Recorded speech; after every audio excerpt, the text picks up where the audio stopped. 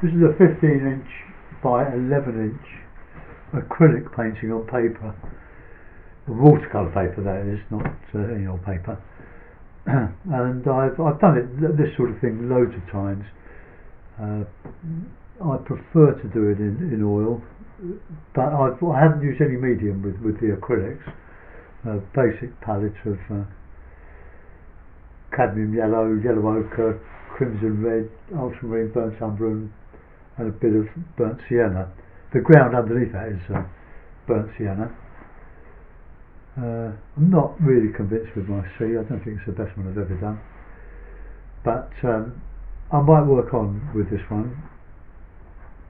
But I want to varnish it first.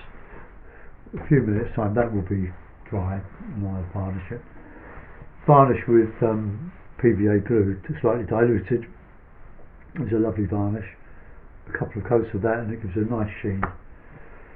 Right, I hope you enjoyed that. I will be getting back to some work on YouTube.